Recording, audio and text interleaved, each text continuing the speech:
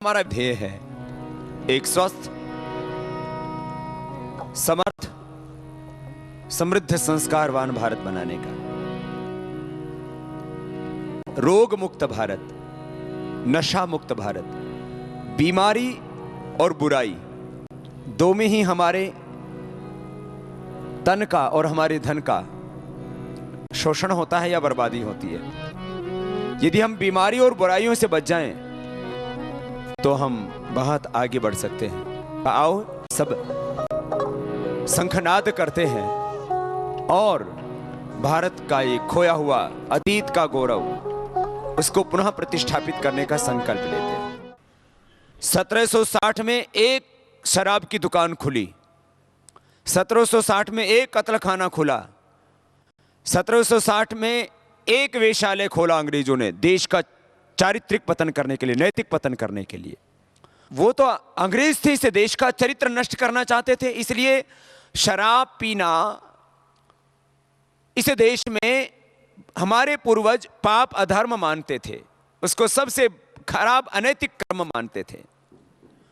मांस खाना उसको हे दृष्टि से, घृणा की दृष्टि से देखते थे, और दुराचार व्यभिचार उसको तो महापाप की संज्ञा देते थे।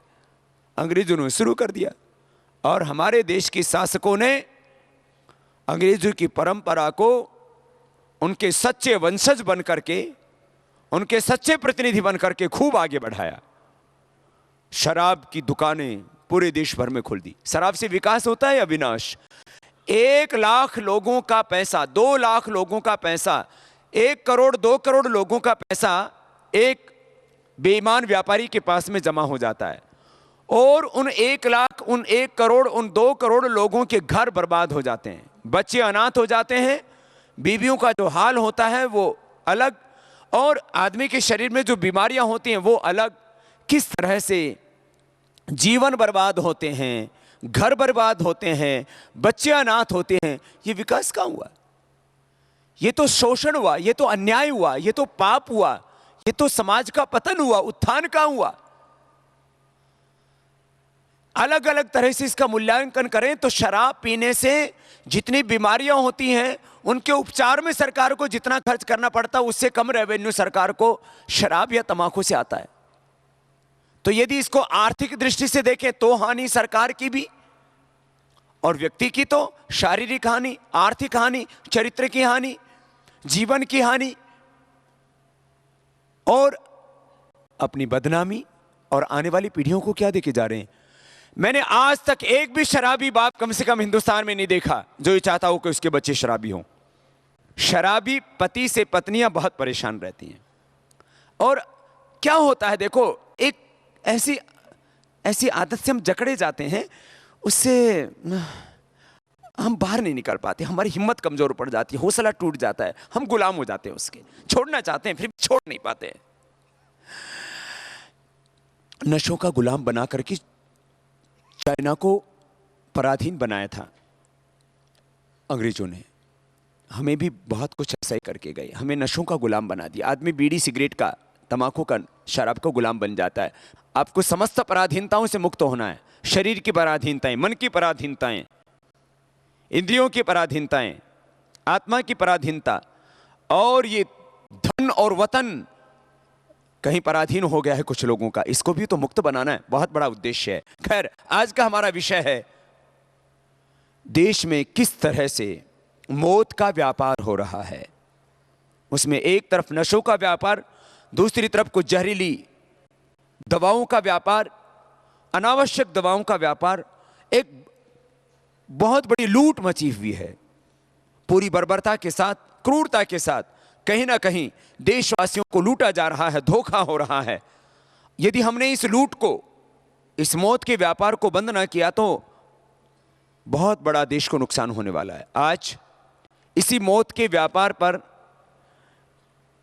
अपना व्याख्यान देने के लिए मैं भाई राजीव जी को आमंत्रित कर रहा हूं मंच के ऊपर। मौत देने वाली दवाएं, मौत देने वाले और बहुत से सामान किस तरह से इस देश में बिकते हैं। कुछ धीरे धीरे व्यक्ति को मौत के आगोश में लेकर के जाते हैं, चाहे वो फर्टिलाइजर्स हैं, पेस्टिसाइड्स हैं, या और नशे के सामान और कुछ ऐसे तीव्र जहर हैं जो व्यक्ति को तुरंत मार देते हैं। ये एक बहुत गंभीर चिंता का और चिंतन का विषय है। हमें जो हमारे सामने बहुत बड़ी चुनौती, बहुत बड़ा संकट, बहुत बड़ा खतरा, और उससे देश को बाहर निकालना है।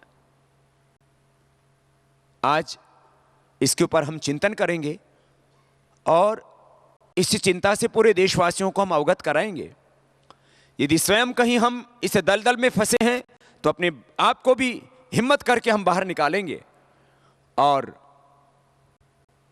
आखिर ये जो पूरा मौत का तांडव हो रहा है, मौत का जो खेल हो रहा है, इससे कैसे देश को बचाया जाए इसके बारे में सोचेंगे।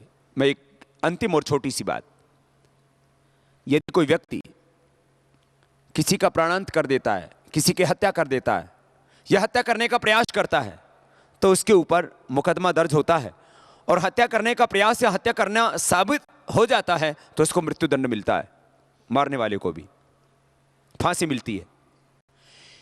ये जो शराब का व्यापार करने वाले, तंबाकू का व्यापार करने वाले और जहरों का व्यापार करने वाले भी मौत के सौदागर, एक शराब की फैक्ट्री चलाने वाले व्यक्ति ने, एक तंबाकू की फैक्ट्री चलाने वाले व्यक्ति ने और दूसरे जहरीले ड्रग बेचने वाले व्यक्ति ने कितने लोगों को मौत के मुंह में पहुंचाया होगा। यदि एक व्यक्ति किसी को मार देता है तो उसको मृत्युदंड मिलता है।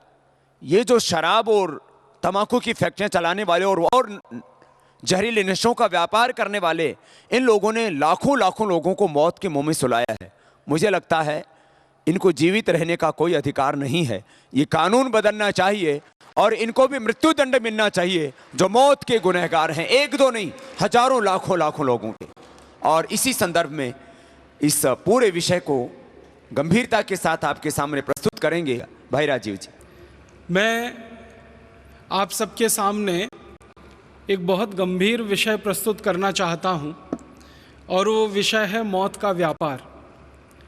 हमारे भारत देश में और दुनिया के सभी देशों में पिछले लगभग 100 वर्षों से एक ऐसा खतरनाक व्यापार शुरू हुआ है जिसको सिर्फ मौत के व्यापार की ही संज्ञा दी जा सकती है। इस मौत के व्यापार में कई तरह की चीज़ें शामिल हैं, कई तरह के व्यापार शामिल हैं। भारत में और दुनिया में सबसे बड़े पैमाने पर जो मौत का व्यापार चल रहा है वो है कीटनाशक दवाओं का, जंतुनाशक दवाओं का और रासायनिक खादों का। आप सभी जानते हैं कि सन 1960 के दशक में हमारे देश में एक क्रांति हुई थी जिसको हरित क्रांति के नाम से जाना गया। इस हरित क्रांति के बारे में सारे देश में और दुनिया में ये प्रचार किया गया कि अन्न का उत्पादन बढ़ाना है और कीटकों से फसल को बचाना है, जंतुओं से फसल को बचाना है। इंसेक्ट्स और बहुत तरह के पेस्ट फसल को ख़राब कर देते हैं, उससे फसल को बचना बहुत ज़रूरी है और फसल का उत्पादन बढ़ना बहुत ज़रूरी है ताकि दुनिया की आबादी का पेट भरा जा सके। भारत में और दुनिया में एक नए तरह का विज्ञान चलाया गया और वो नए तरह का विज्ञान मौत के व्यापार में बदल गया धीरे धीरे। हमारे भारत देश में सन 1960 में जब ये हरित क्रांति की शुरुआत हुई तब एक भी किसान ऐसा नहीं था जो अपने खेत में कोई जहर डालता हो। एक भी किसान ऐसा नहीं था जो धरती माँ के साथ जहरीली दवाओं का उपयोग करता हो। और हमारे किसान धरती को माँ मानते हैं, तो माँ की धमनियों में, माँ की शिराओं में जहर नहीं घोल सकते, मिट्टी में जहर नहीं डाल सकते। इसलिए हमारे किसान कभी भी खेत की मिट्टी में पेस्टिसाइड्स, इंसेक्टिसाइड्स, हर्बिसाइड्स, फंगीसाइड्स आदि आदि कभी नहीं डालते थे और ना हमारे देश की मिट्टी में यूरिया डीएपी डाला जाता था। लेकिन 1960 में कृषि क्रांति के नाम पर, हरित क्रांति के नाम पर किसानों से कहा गया कि अगर खेत में आप ये नहीं डालोगे, यूरिया डीएपी का खाद नहीं डालोगे, फर्टिलाइज़र नहीं डालोगे और ये कीटनाशक और जंतुनाशक दवाएं नहीं डालोगे, तो खेती सारी चौपट हो जाएगी, अन्न कुछ पैदा नहीं होगा, सारा देश भूखा मरेगा और किसानों को भी भूखा मरना पड़ेगा। लिहाजा धीरे धीरे किसानों को पहले मुफ्त में दी गई, किसानों ने उसको मुफ्त में डालना शुरू किया, धीरे धीरे मिट्टी को उसकी आदत पड़ गई, फिर खरीद के डालना उसको शुरू किया और अब होते होते इस देश में लाखों मीट्रिक टन में जहरीली खादें और कीटनाशक दवाएं खेतों में पड़ रहे हैं। हमारी भारत सरकार के आंकड़ों के अनुसार एक वर्ष में करीब खेतों में 1,90,00,000 मीट्रिक टन रासायनिक खाद डाल दिया जाता है। यूरिया के नाम पर, डीएपी के नाम पर, सिंगल सुपर फॉस्फेट के नाम पर, अनेक तरह की रासायनिक खादों के नाम पर 1,90,00,000 मीट्रिक टन जहर हर साल खेतों में डाल दिया जाता है।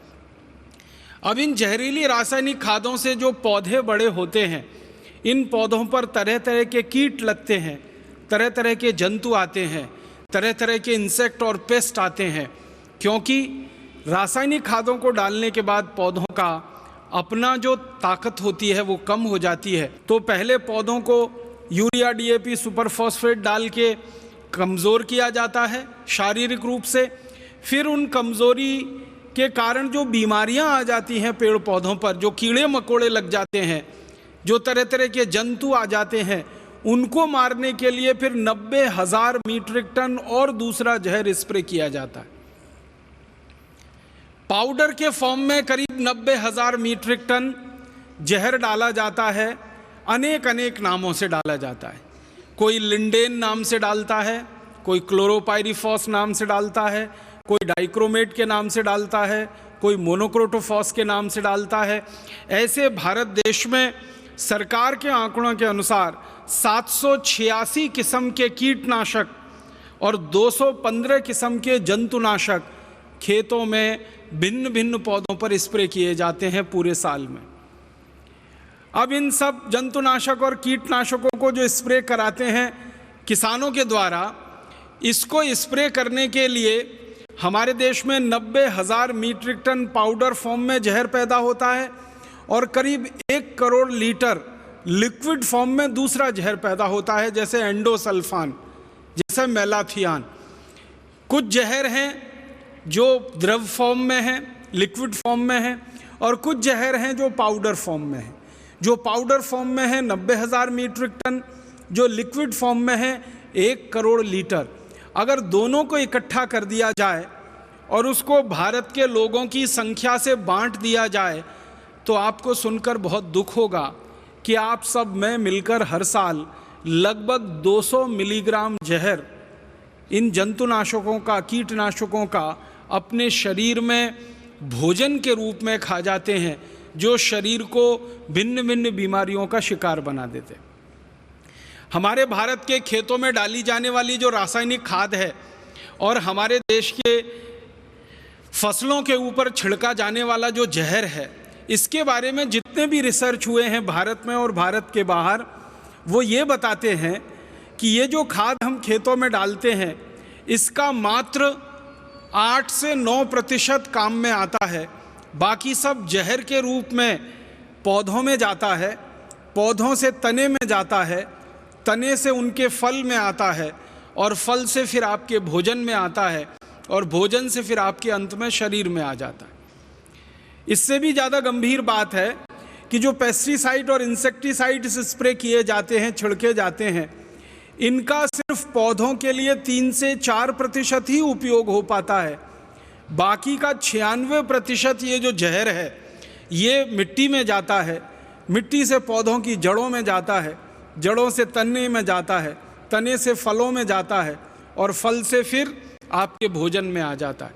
माने अल्टीमेटली जो सारा का सारा जहर है हमारे ही शरीर में आता है।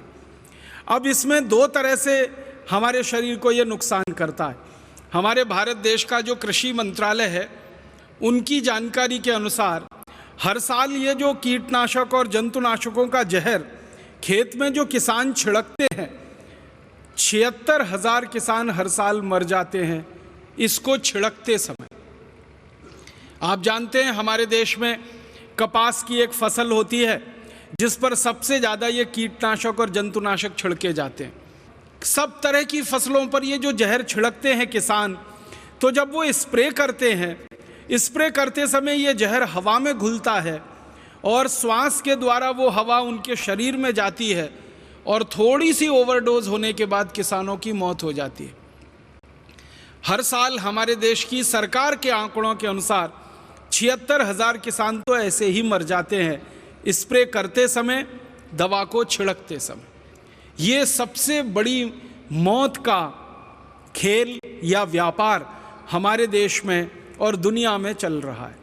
अब 76,000 किसान तो प्रत्यक्ष मर जाते हैं, फिर परोक्ष रूप से ये जो जहर हमारे शरीर में आता है और ये जहर फिर कैंसर का कारण बनता है, डायबिटीज़ का कारण बनता है, हृदयघात का कारण बनता है, पैरालिसिस का कारण बनता है, ब्रेन हेमरेज का कारण बनता है और गंभीर बीमारियों का कारण बनता है। उसमें कितने लाख लोग मर जाते हैं, सरकार के पास इसके आंकड़े उपलब्ध नहीं हैं। अगर हम कैंसर के भारत में हुए सभी रिसर्चेस को ध्यान में रखें तो कैंसर पे काम करने वाले जितने भी विशेषज्ञों से मैं मिला हूँ, उनसे जब भी मैंने ये सवाल पूछा है कि आप मुझे एक सबसे बड़ा कारण बताइए कैंसर के होने का, तो बेहिचक सभी विशेषज्ञ कहते हैं कि कैंसर का भारत में और दुनिया के देशों में सबसे बड़ा कारण जो निकल के आ रहा है वो जहरीले कीटनाशक और जहरीले जंतुनाशक और जहरीले रासायनिक खाद जो खेती के नाम पर हमारे खेतों में डाले जा रहे हैं, यही सबसे बड़ा कारण है। भारत देश में पंजाब है, हरियाणा है, पश्चिमी उत्तर प्रदेश है, आंध्र प्रदेश है, कर्नाटक है, मध्य प्रदेश का एक इलाका है, छत्तीसगढ़ है, झारखंड है, बिहार है, उड़ीसा है, बंगाल है। ऐसे करीब 17-18 राज्य हैं जहां सबसे ज़्यादा ये जहर खेतों में डाला जा रहा है।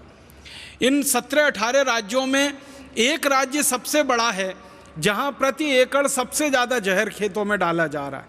उस राज्य का नाम है पंजाब।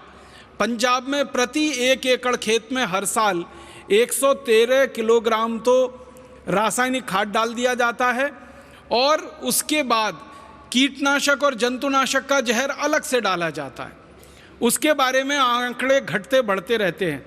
कभी कपास की फसल पर ज़्यादा स्प्रे करना पड़ जाता है तो प्रति एकड़ आंकड़ा बढ़ जाता है। कभी कभी कपास की फसल आती ही नहीं है तो स्प्रे करने की ज़रूरत नहीं पड़ती है तो आंकड़ा घट जाता है, लेकिन खाद का आंकड़ा लगभग स्थिर रहता है। तो ये जो प्रति एकड़ स्प्रे हो रहा है सबसे ज़्यादा पंजाब में, और पंजाब में भी एक ज़िला है जिसका नाम है भटिंडा। भटिंडा में प्रति व्यक्ति सबसे ज़्यादा, प्रति एकड़ सबसे ज़्यादा जहरीला रसायन खेतों में डाला जा रहा है। और आज भारत देश के 680 जिलों में भटिंडा सबसे बड़ा ज़िला है जहां सबसे ज़्यादा कैंसर के मरीज हैं पूरे भारत के आंकड़ों के अनुसार। अगर प्रति व्यक्ति कैंसर के मरीजों की संख्या आप गिनेंगे तो भटिंडा शीर्ष स्थान पर है।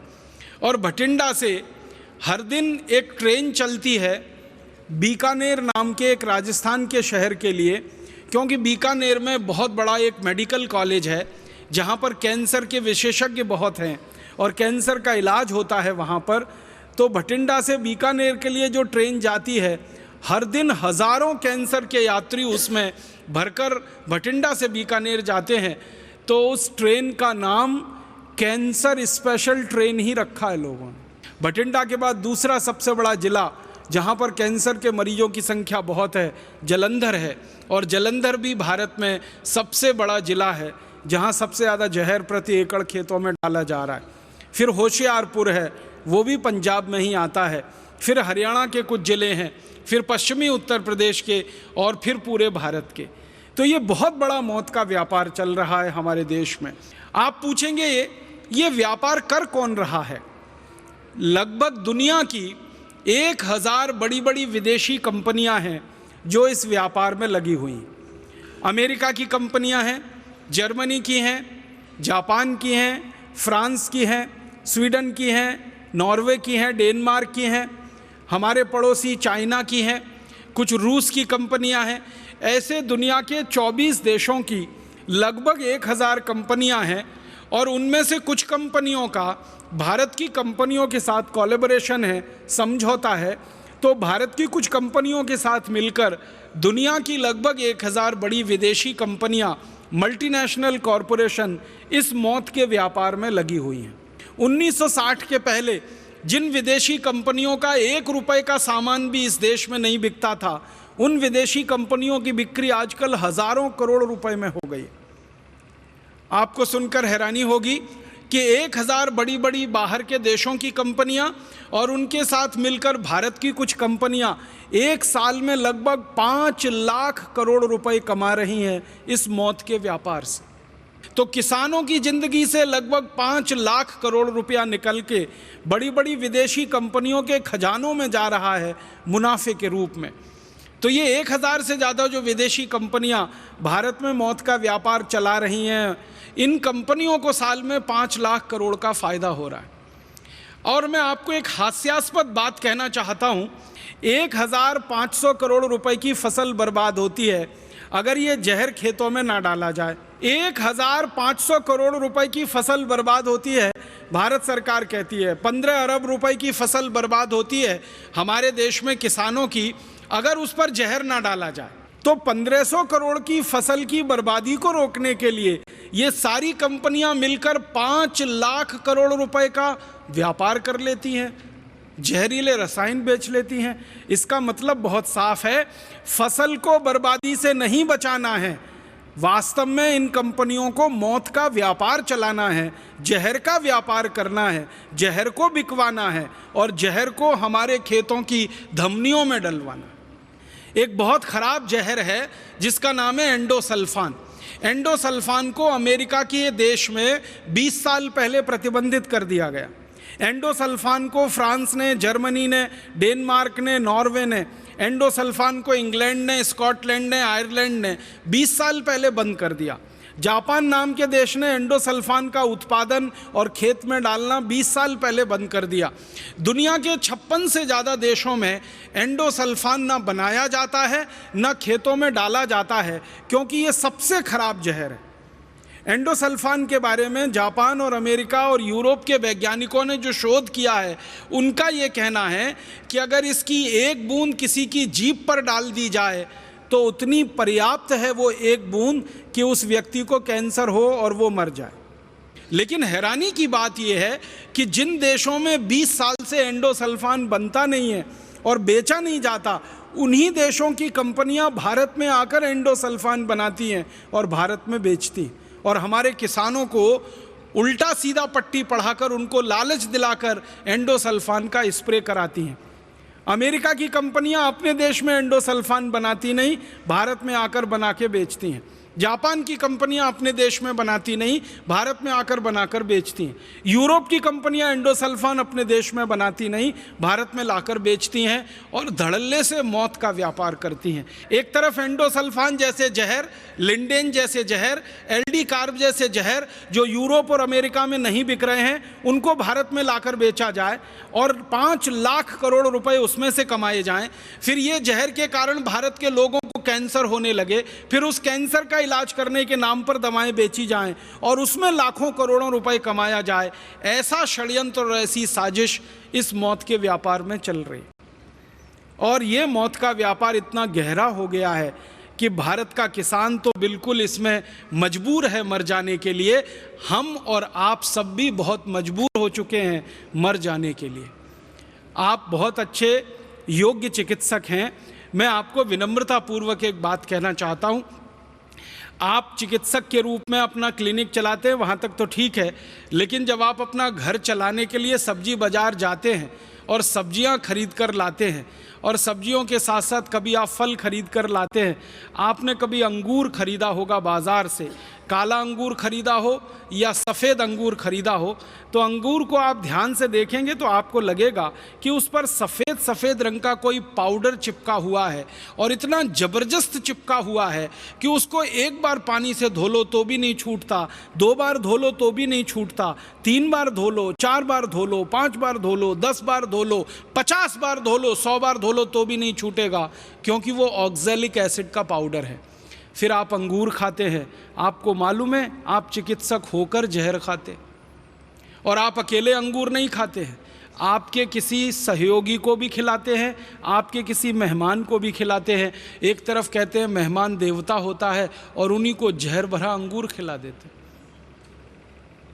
फिर यही अंगूर को आप सुखा लेते हैं, किशमिश बना लेते हैं, फिर इस किशमिश को खीर में डालते हैं, इस किशमिश को हलवे में डालते हैं, इस किशमिश को आप अपने कई तरह के पकवानों में डालते हैं, फिर खा जाते हैं, फिर उतना ही जहर आपने खा लिया।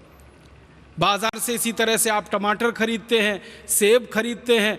आप कभी बाहर चले जाइए जहाँ सेब पैदा होता है, जम्मू कश्मीर और हिमाचल प्रदेश में, मैंने तो अपनी आँखों से देखा है किसानों को कि सेब का जो गुच्छा होता है ना, उसको सीधे डुबो देते हैं जहरीले रसायन में।